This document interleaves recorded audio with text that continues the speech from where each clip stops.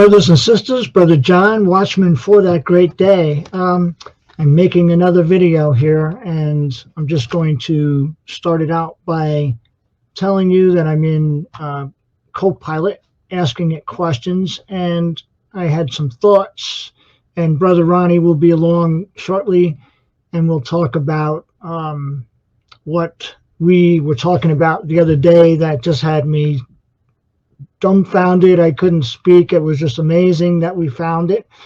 But I'd like to start out with reading these this particular question I asked, and my question was, where in the scriptures can we find man of peace? There are several biblical verses that mention a man of peace. So Psalms 37:37 says, "Mark the blameless man, and behold the upright, for the man of peace will have a posterity." Luke 10:6, "If a man of peace is there, your peace will rest on him, but if not, it will return to you." Hebrews 7:2 says, "To whom also Abraham appointed a tenth part of the spoils, was first of all, by the translation of his name, King of Righteousness, and then also King of Salem, which is King of Peace." That is speaking of Melchizedek. Matthew 5:9, "Blessed are the peacemakers, for they will be called sons of God." Now, interestingly enough, there's a text in the Dead Sea Scrolls, the how's it go? 4Q246 scroll that both Ronnie and I have talked about, and it's called the Son of God text or scroll. So just interesting how it ties in. So the concept of the man of peace is often associated with figures like Melchizedek, King Solomon, and ultimately Jesus Christ, who is called the Prince of Peace in Isaiah 9:6. I looked up what posterity was just so I could understand it better. Posterity refers to future generations of all descendants of a person. It can also mean the people who come after us in history, our legacy left for those who follow. Okay, now the next question: is the man of sin different than the son of perdition? The answer is yes. The man of sin and the son of perdition are related but distinct concepts in biblical prophecy. Both terms appear in 2 Thessalonians chapter 2, verse 3, where Paul warns about a great rebellion and the revealing of a powerful, deceptive figure. Man of sin. This refers to the antichrist in the early part of the tribulation. He rises as a charismatic leader, bringing peace and prosperity, deceiving many into following him. Son of perdition. This title is used when the Antichrist undergoes a transformation. This is why the midpoint of the tribulation is where the abomination of desolation is set up. Okay? Takes a 3.5-year period before that transformation happens. So, again, this title is used when the Antichrist undergoes a transformation midway through the tribulation.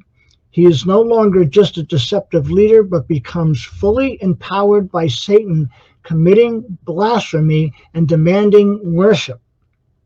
Did you hear that? The first man that comes, the man of sin, sets up everything that would be required to the midpoint, where then the son of perdition is given this, or undergoes the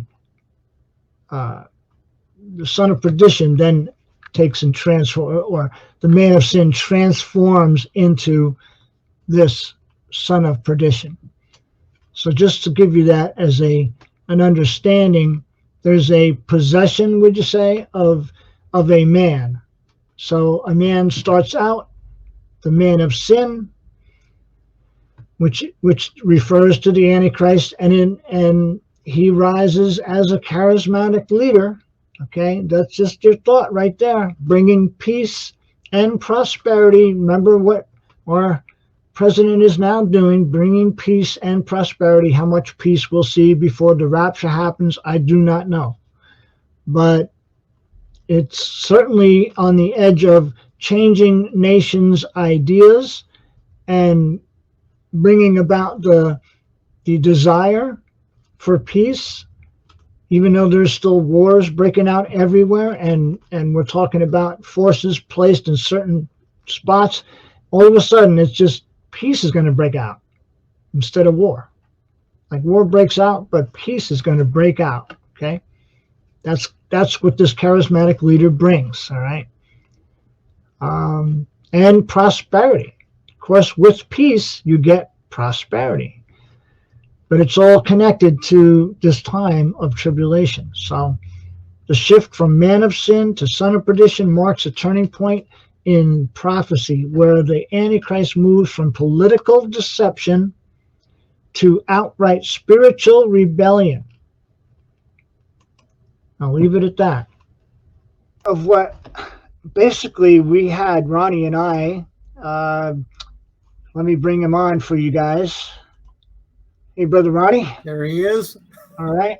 I'm talking, I kind of set the stage a little bit before you came in with man of peace and trying to find it in the Bible and connecting, the man of sin with the son of perdition, what that meant. And so We're just going over now what you and I, which is the part that we actually did the day before we did our last video. It was before we did our last video. So now, to our brothers and sisters, what we found. And you could say it again if you want, how I was when all of a sudden that appeared, right? Yeah, you were in a state of shock. I've never seen Brother John ever just sit and stare into oblivion. He was literally, I tried talking to him and he was just like frozen in time. The screen wasn't frozen. He was just not talking or moving, and it lasted a minimum of 5 minutes. He just wouldn't talk. Oh, and it was crazy. I've never seen him like that.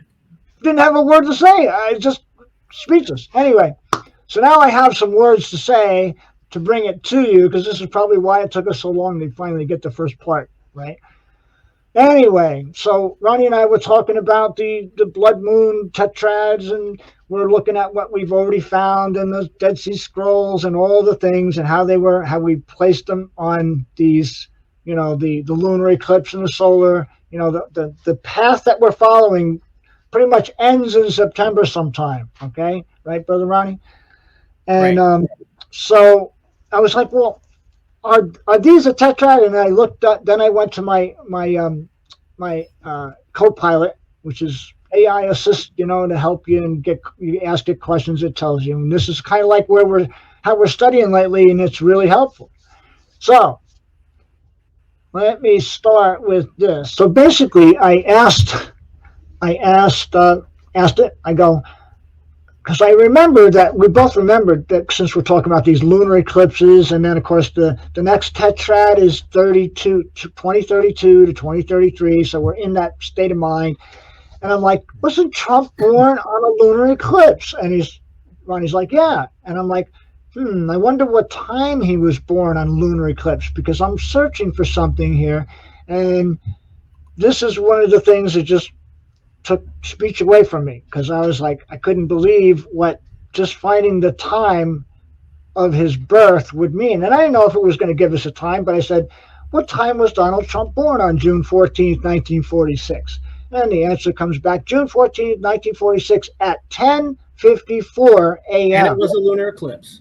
And on a lunar eclipse in Queens, New York, now, at that exact time, I'm reading this, at that exact time, a total lunar eclipse was occurring, visible across Europe and Africa, Asia, Australia, and parts of South America. So it was definitely across Israel.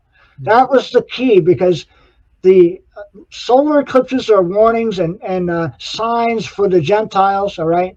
And lunar eclipses, because they go according to the lunar calendar, are signs and warnings of things, omens, and things to come for the Jews. All right, you all know that. I've heard it and said it many times.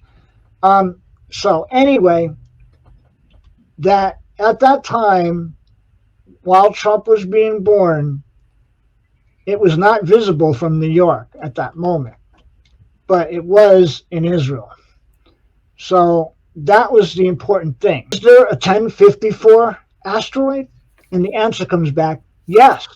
Asteroid 1054, and the name of it is Forsythia, which is basically a flower, right? I'm thinking, okay. So, and it's a dark background asteroid. This is my question. What is the origin of Forsythia and what does it mean? Here we go. Here's the meat. So here's the meat. Forsyth, the name Forsyth, Forsyth, comes from the Gaelic word Fiersyth, meaning, which means man of peace. Yeah, you can. That's where he grows. That's where I go, oh my goodness. All right, there you go, Ronnie. What is that? That's the word we're looking for. It is Latin, and it is actually Greek. It translates to Greek, and it also translates to the one that you found, John, which was what, Gaelic? Yeah. It's the same word. Yeah, same word. Man of peace. Man of peace. And I started out this video saying, giving definition of the, where is the man of peace or right in the Bible, and they gave us scriptures. And so then it took me to, the Second Thessalonians chapter 2, verse 3. Now, interesting, because we're talking man of sin, son of perdition. There's two different, connections here.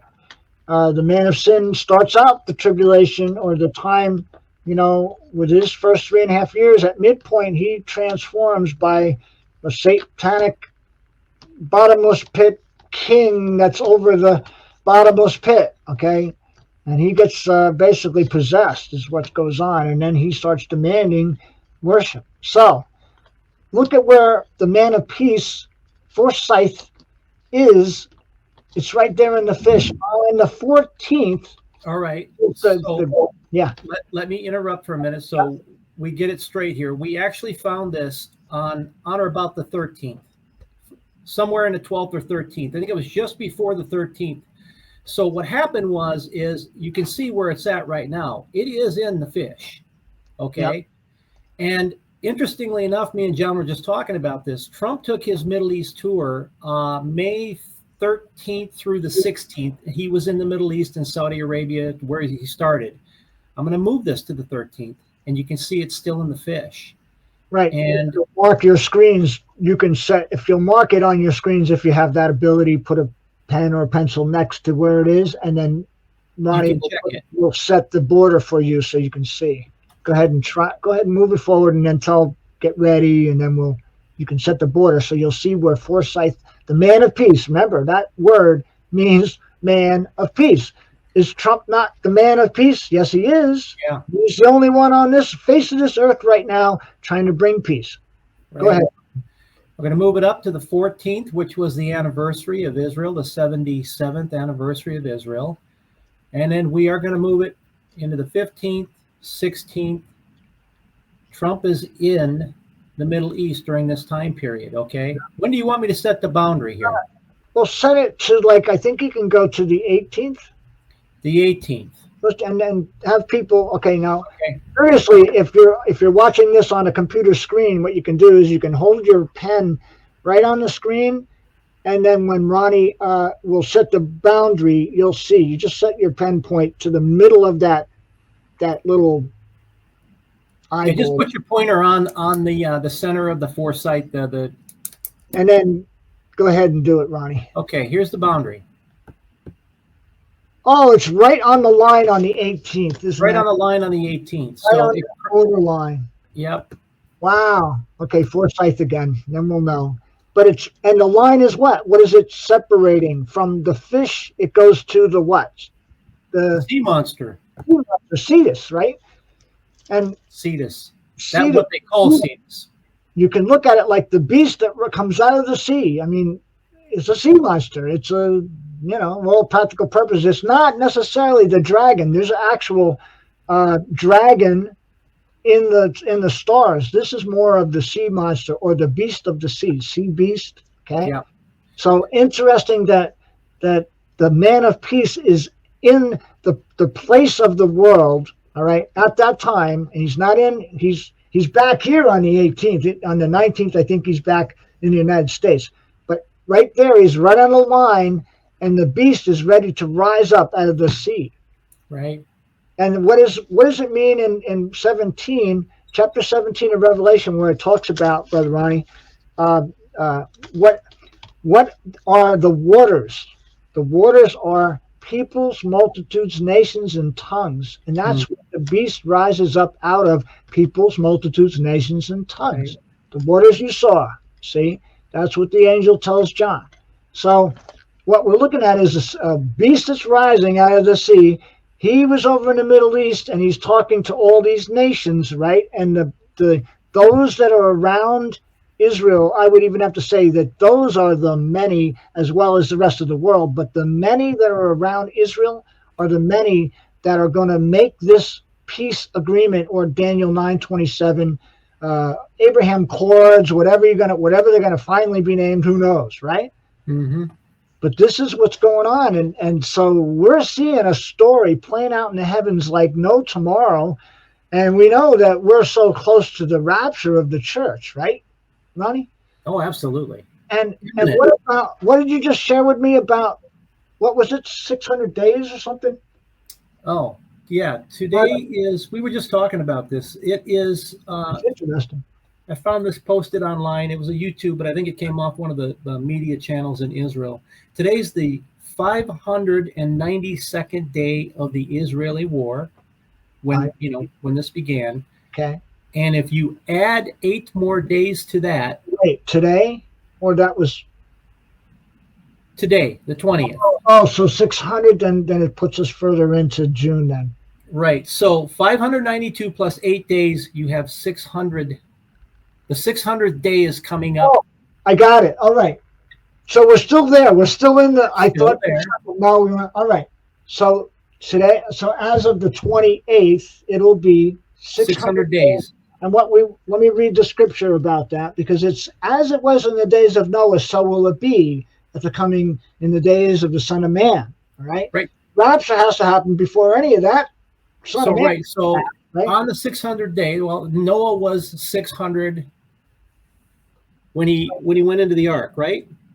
Right. For yet 7 days, God's telling Noah, for yet 7 days, and I will cause it to rain upon the earth 40 days and 40 nights, and every living substance that I have made I will destroy from off the face of the earth.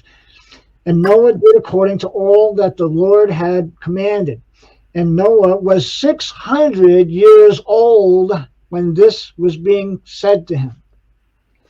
The 28th is 600 days with the battle between Israel and Gaza, and the same idea as when there was evil on the whole earth. Right? So, and Noah was 600 years old, and this is a connection with 600 days as of the 28th. And when you go 7 days from the 28th, it's the 29th. Let's see, just counting the 28th. So 28, 29, 30, 31, 1, 2, 3. Guess what that is? What's the 7 days? What is the 7 days? It brings you to Pentecost, which is the 3rd of June. Right, and on the Essene calendar, it's June 1st. On the Essene calendar, it's June 1st. And even Brother Aaron is looking for and believing that the 8th of June. So there's a period of time that we're like kind of right here, like we always get, and whether anything happens or not, but we're right here. We see stuff going on. We're watching the heavens, and God is doing miraculous things as far as revealing things to us.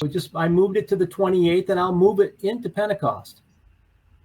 Okay, it's up. So there we are on the 28th. Forsythia is still in the sea monster. Yeah. And we'll move it into the 1st, which is the Essene calendar date. Yep. For Pentecost. 2nd, 3rd. 3rd. There you go. You're right on the line. You're right in the. That is the main portion of the constellation. Right. It's right in the lines of the constellation. You couldn't get better, you know. Yeah. How long does it stay in there, brother? How many days is it staying in there? Just to. Well, let's move it forward. Yeah, count 1, 2, 3, 4, 5, 6, 7, 8, 9, 10, 11, 12, 13, 14, 15, 16. Do 21, 17. 18, 19, 20. But it does retrograde and goes back in, if I'm not mistaken, once it hits. All right. But anyway, 21, I was just wondering if it's still in Cetus. Yeah. It is. Just watch. It's just outside of Cetus. Cetus goes right up to this point. Okay. So just outside, but it does retrograde and does, I believe, go back in there. Then it goes into the bull. Wow. Right. Yeah. But just all very interesting, brothers and sisters, what we're seeing. We might not get everything right or be right at all, but for what we're seeing, there's just more evidence that keeps popping up, and we're seeing patterns, and we're seeing, you know what I'm saying? When you start seeing this stuff, the watchman, unless he warns of the warning, right? And Brother Ronnie and I have a whole thing we could probably do when we're further along with the thought and consistency of what we're looking at. But there's things in the heavens that are giving us warning. Literally, the names are meaning that. So, did you want to read that? You had a question that you had asked the co-pilot. Did you want to read that question? And then I'll read the question that I brought up, I don't know, a few days ago. We did it in our last video. Oh, you want to... that question. Oh, you go ahead. The man of peace. Also, there's something that you need to look at also too. Your screenshot there. Who's the man of peace? Who do they say? Who do the Israelites or the Jews or the rabbis say the man of peace is? There it is. Covenant of Peace Award to the Prince of Peace, President Donald J. Trump. That was given Monday, February 26, 2024. Honestly, bro. Can't make that up. It would be told, Habakkuk chapter 1, verse 6, though it be told you, I will do a work in your day that though it be told you, you will not believe it. And this is what's happening. And we're like, even though we could be wrong. All right, I'm going to leave it like that. We could be wrong. But yeah, and I asked about the man of peace. All right. Yes, and the man of peace and the son of perdition, there are related but distinct concepts in the biblical prophecy. Both terms appear in 2 Thessalonians. Yep, I'm reading that. And then it gives you two distinct people. Man of sin, this refers to the Antichrist in the early part of the tribulation. All right, the time is coming. The moment is here. That the early part of the tribulation hasn't started yet, but everything is being set into place by something that we're seeing, that we're wondering about. And the man of sin, the Antichrist, in the early part of the tribulation, he rises as a charismatic leader. At least give it, your attention. This guy could be. Right? Maybe he's not, but likely the way things are going, the way I'm seeing things, and the way things are appearing in the heavens to specific signs.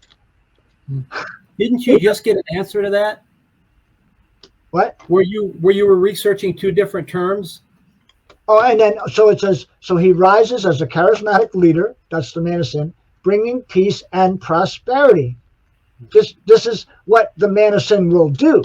He's setting everything up now. There's no peace and prosperity quite yet. We're still under different, economical things, and there's still tensions and all that. But this is what he is setting things in place to do. Then it says the son of perdition is the title that is used when the Antichrist undergoes a transformation. So there's a man of sin at first, at which point the middle part of the tribulation comes and he's possessed by this one with the keys to the bottomless pit, lets out the, right? Whatever, the king that is over them. So this is where I am seeing things. I don't know if Trump is this guy. All I'm saying is everything is pointing to it in general, and a lot more even focused in than general. So forgive me if I'm wrong, but I have to watch. And I think that's what we all should do. Let no man deceive you is what 2 Thessalonians chapter 2, verse 3 says. No man, let no man deceive you by any means, for that day will not come until the apostasy, right, the falling away, the apostasy, which is not this time set up for the apostasy, Brother Ronnie? Absolutely. Well, brothers and sisters, Brother John, I hope you enjoyed that. It's difficult sometimes to edit, a lot of times, because especially when I get going, I'm speaking real fast and I'm trying to get a certain piece cut out or whatever, and put it together. But I'm learning, and thank you for bearing with me while I do learn. And I hope you enjoyed what you saw. I know that it took my breath away when I saw the man of peace with forsythia and the meaning and origin of the name, and it really is amazing. But there's more to come. The story in the stars is not ending by any means. It is continuing to give us information, and I'm looking forward to seeing what God is going to reveal next. And oh my goodness, this is it's amazing. All right, I feel very humbled and blessed by what our studies are finding. So thanks to the Holy Spirit. So I'll just give you the blast on the shofar, and we'll call this one an end, and there'll be another part coming up whenever, pretty soon. We're finding stuff, and there's more to come. So keep looking up, brothers and sisters. If we're here, we're here. If we're not, of course, we'll be in heaven rejoicing. So take your earbuds out if you got them in.